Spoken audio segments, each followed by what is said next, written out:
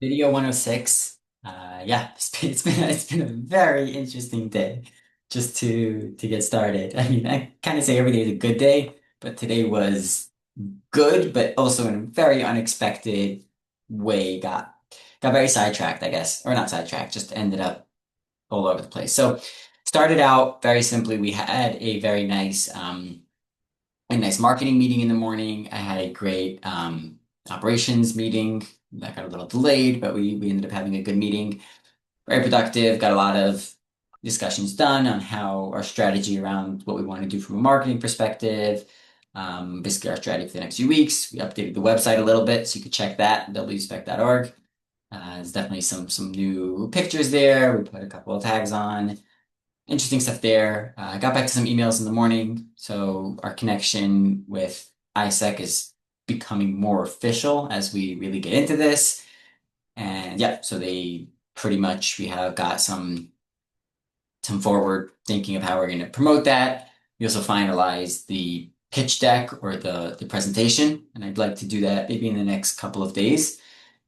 But just to go over the pitch deck again, but this time now that I'm practicing it will be a lot better and also have really figured out a speech instead of it just being random because we still are talking in a week and a half. Uh, yeah. And then a couple other smaller, like just dealing with, yeah, little things. Obviously, getting ready the speech. We also had, I also was dealing with, I gave gifts. So that's the thing. Because, okay, so also as of today or really tomorrow, three people from our team, which is a lot, right? I have a 10-person team. So three of the people, and actually a fourth one's going in the middle of next week, but are going on vacation.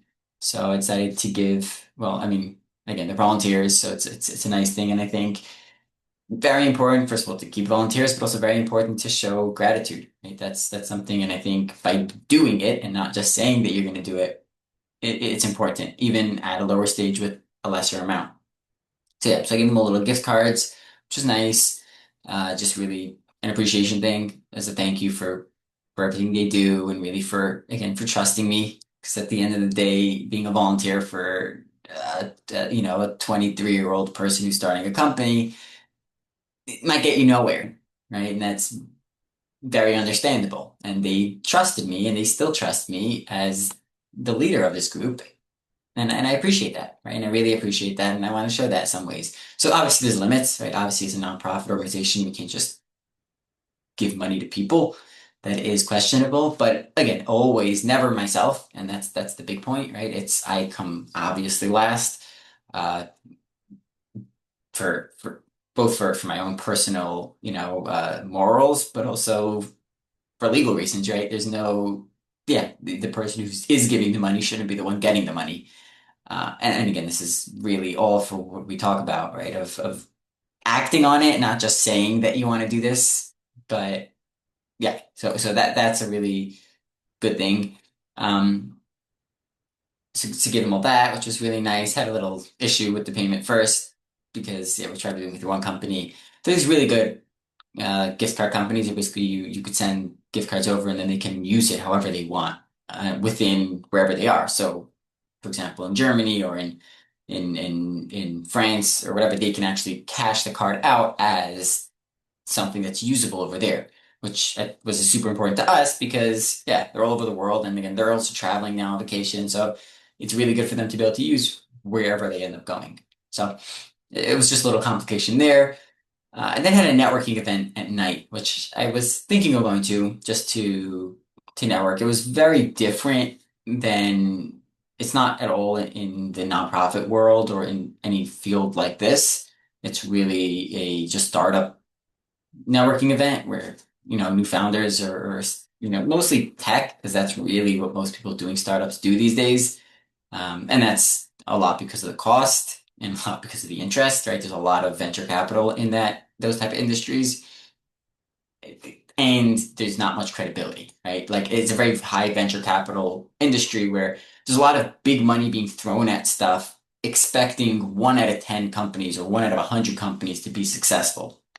Different than a company that's producing, manufacturing something, you're expected to make a profit, right? If you fail, you failed. Uh, with tech startups, again, a lot of the overhang ends up being salaries, right? A lot of the money you end up putting into it really ends up being who you're paying because you're developing something that's just work, right? It's not a physical. I mean, again, you need servers and stuff like that, but that's usually, at least at the starting point, it's usually not that much of the cost. So again, it's a very different type of industry than trying to really build something, or in this case, building an organization that has a platform for stuff and really, developing real physical things. But that's just connections. That's how we build. That's how we grow. Yeah, and as an organization, we're doing that. We're growing there. We do have some. And so yeah, so I was going to go to the networking event, and what ended up happening was, and like I said, I also do management, so I had to ended up having to deal with Optimum. They ended up one of the service accounts that I set up, they put the wrong email address in, and yeah, so that ended up taking about 3.5 hours of just dealing with them. I mean, it wasn't just dealing with them, and this is at least the advantage of this is when I'm in the office, I can be on the phone with them talking about that while doing a bunch of other work on the computer. But it's not different, right? It's not like I'm totally able to focus on my work, which is important. But that's just it. That's how it goes sometimes. It's frustrated me a lot because it is, we're trying to get stuff done, and I'm not trying to sit around being busy with something like that. But at the end of it is life, right? And that's how it goes. We build stuff up over time. But yeah, otherwise there were some other interesting things, some outreach on the side of like Mongolia, which is something we're looking into potentially having some things there, which is so interesting to learn about as an American at least, right? Or someone living in America. It's so far removed from the standard education system here. We don't really learn about the Eastern culture, but it's there's so much to it. And now that I'm really getting involved with all these people and really doing business with, Japan, Mongolia, potentially other countries there in Asia. But you learn it. Yeah, I mean, you have to learn it, but you learn it, right? And I enjoy it. It's such an interesting new concept to learn and new things to see. And I mean, obviously, right, I'm learning both Italian, which is a language that I'm learning for fashion industry, which is a goal at some point, but also, Japanese now, because most of the business is Japanese. But and that's also something about learning languages, right? It's you really start understanding a different way of thinking because you have certain words for certain things, you have certain ways of phrasing certain things, right? Languages are very important. They're a very important thing to see. So that was yeah. So again, how did I get to the language side? Yeah, so different cultures. So it is a very interesting thing to see and learn, and it's just Mongolia specifically is a country that is so rarely spoken about here in the West, or at least in the U.S. or I can't, maybe I'm wrong. Maybe it's really just in my own community, but it's very interesting. So yeah, dealing with some people there. And yeah, there's just a lot of outreach at this point, a lot of not hearing back, which is just an unfortunate part to building a business, especially at a young age or especially at an early point.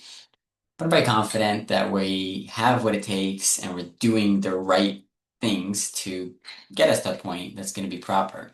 I mean, obviously the whole speech and everything, I really hope the conference next week does well. Well, does I gotta learn how to speak better. I think I'm definitely getting better at slowing down and speaking slower in terms of actual words. So I'm bulleting it somewhat, right? So I've gone through a lot of different things. So this is just something, I guess, personal, but I'll explain it, right? I've never got proper education on speaking.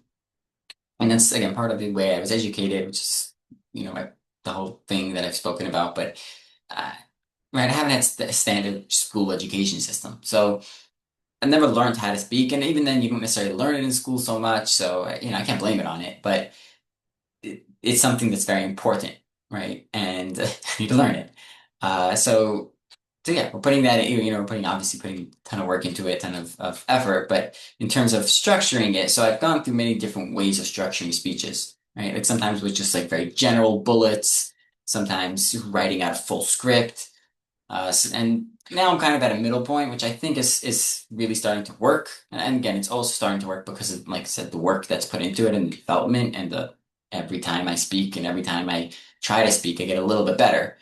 But there's also a side to it where that development happens and it's working because maybe the structure, maybe I'm finally structuring it properly. So it's pretty much like bullets with all the key words that I want to use, right? So whether it's a high vocabulary word or many times a word that I specifically I'm an overthinker like that, but there's a lot of words that I think have like dual meanings or words that have a very, very specific meaning instead of just being a general word that could describe what we're saying. And I guess we see this in some of the videos where I end up going through something that I'm saying, and then I rephrase it at the end and say, oh, wow, actually, that was the word that's best, or that's how we describe it in the perfect way that fits what we're trying to say as opposed to words that are similar, which mean something very similar and would mean the same thing to someone who's just saying it. But if you want to have that perfect word that just kind of, doesn't mean anything but what you're trying to say, that could take effort. So that's what I basically put in the bullets, right? And that's what I want to make sure I say,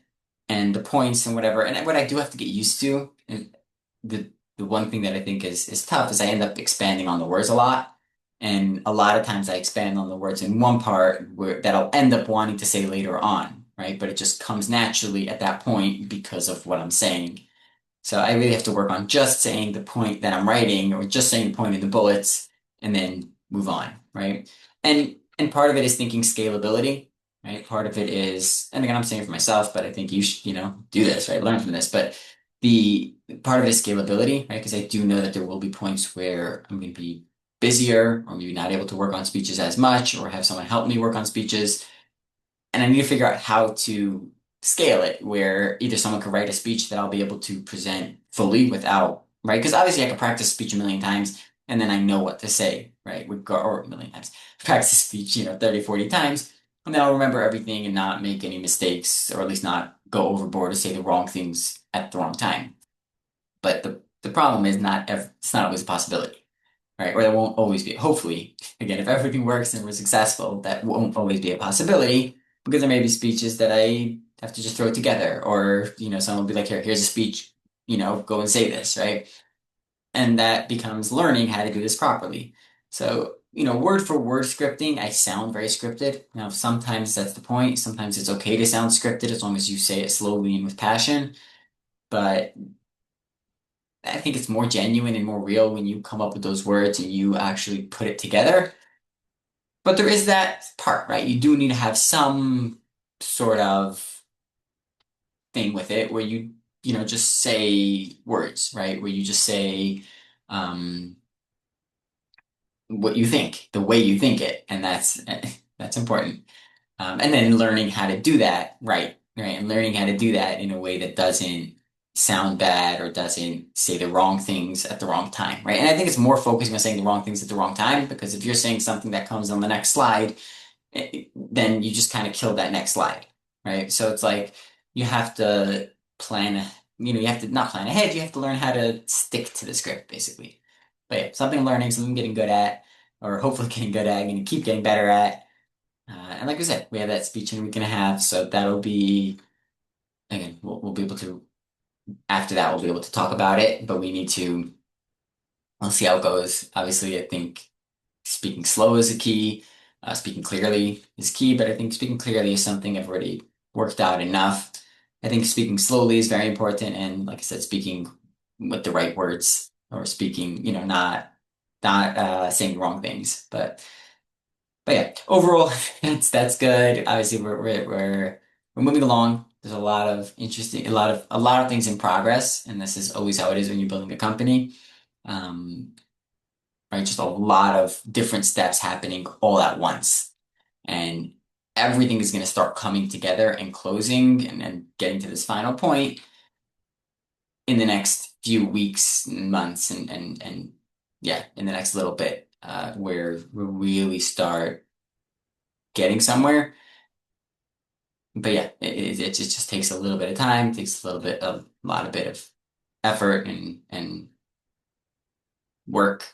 Um, and that's it, right? There's the progress point. You can see that if it works, great. If it doesn't work, like I said, you'll learn from it. But either way, hope this all makes sense. Hope you enjoyed and I hope you learned something. and good luck.